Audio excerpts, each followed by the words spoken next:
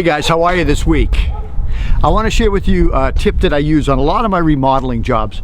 I use portable storage containers. This one happens to be from Pods, but you can use any company. Some guys even use those Connex trailers if they're doing longer term projects. But you can rent one of these guys for, it's about 12, 14 feet long, and you can rent them for about 350 bucks for a month. We store furniture in here when we're doing our floors over. We store tools and materials in here. Sometimes if it's raining or snowing out, this becomes our workshop. It's not a bad idea. It's better than a pop-up tent. It's a really good tip. Check out the inside.